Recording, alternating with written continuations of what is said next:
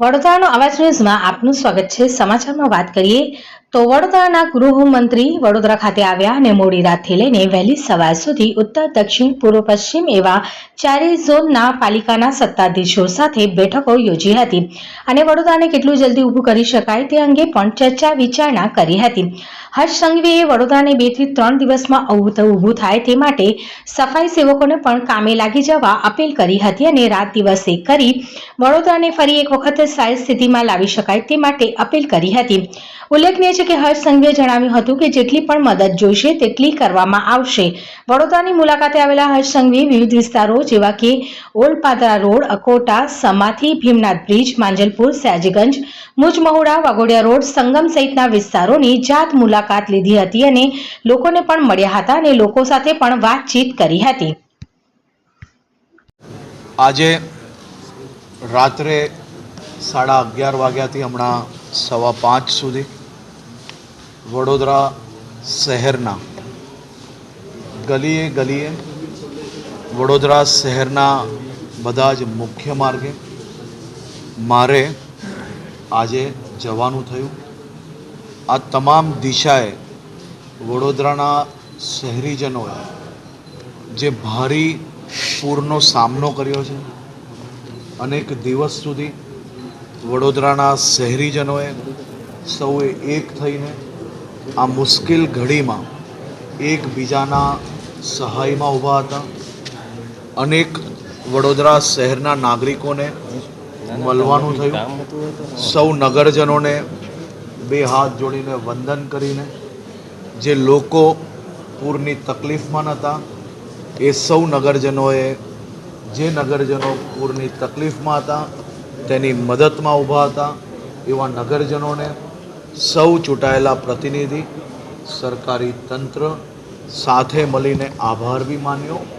સાથે સાથે આપણા વડોદરા શહેરમાં આ મુશ્કેલ ઘડીનો સામનો કરીને આજે જે પ્રકારે છેલ્લા અનેક દિવસથી રાત દિવસ એક કરીને વડોદરા શહેરના સૌ સફાઈ કર્મચારીઓ, વડોદરા શહેરના આપે જોયું હશે મુખ્ય માર્ગો ગણતરીના કલાકોની અંદર સાફ કરીને કચરાના ઢગલાઓ બી હવે સાફ કરેલા જે કચરાના ઢગલાઓ છે તેને બી ઉચકવા માટેની એકદમ મોટી ટીમો ચારે દિશામાં લાગી। આજે વડોદરા શહેરમાં આખી રાત આજે સવારે 8 વાગ્યાથી કામે લાગેલા આ આપણા સફાઈ કર્મચારીઓ, વડોદરા મહાનગરપાલિકાની ટીમ, સુરત મહાનગરપાલિકાની ટીમ, અમદાવાદ મહાનગરપાલિકાની ટીમ, આણંદની ટીમ, આ બધી જ ટીમો ચારે દિશાએ કામે લાગીને મોટા ભાગનો કચરો બહાર નીકળવામાં સફળતા મેળવી છે। આજે સૌ ઝોનોમાં બી મેં મિટિંગ લીધી છે, સૌ અધિકારીઓ, સૌ ચૂંટાયેલા પ્રતિનિધિઓને મળ્યો છું। સૌ લોકો દ્વારા જે સોસાયટીઓની ફરિયાદ આવતી જે હવે રોડ પછી સોસાયટીઓની સફાઈની કઈ રીતે વ્યવસ્થા કરવી, આ બધી જ વ્યવસ્થાઓ સુચારુ રૂપે કાલ રાત સુધી વડોદરા એકદમ ચોખ્ખું જે ક્યારેય ના હોય ને એ પ્રકારના રોડ સાફ કેવી રીતે કરવા તે માટેની વ્યવસ્થાઓ ઊભી કરવા માટે આજે એકદમ ડિટેલ્ડ પ્લાનિંગ ને ડિટેલ્ડ બેઠક કરવામાં આવી છે। આજે વડોદરા શહેરના આ તમામ રસ્તાઓ મેં જાતે નિરીક્ષણ કર્યા છે। જ્યાં રોડ પર નાના મોટા ખાડા પડ્યા હોય તેની બી કામગીરી ચાલુ થઈ ગઈ છે। જે ઝાડો પડેલા હતા તેને હટાવવા જોડે જોડે એની બી જે કંઈ કામગીરી કરવાની છે એ બી ચાલુ છે।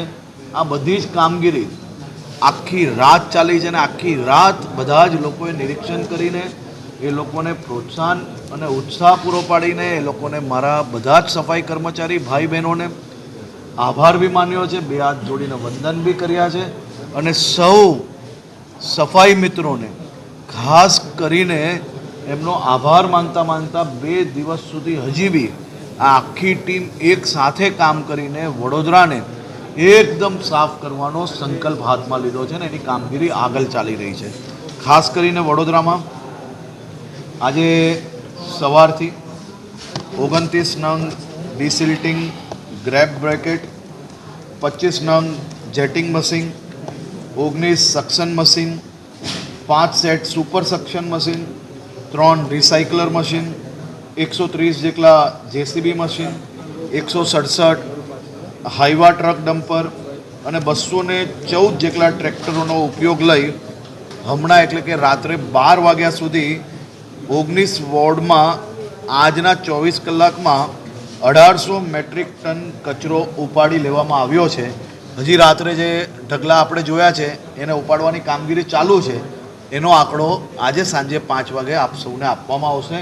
મોટા ભાગનો વિસ્તાર આજે રાત સુધી સંપૂર્ણ સાફ કરી લેવાનો પ્લાનિંગ કરવામાં આવ્યો છે. હું પોતે જે વિસ્તારમાં કાલે બી ગયેલો હતો, આજે ફરી એ વિસ્તારમાં ગયો છું.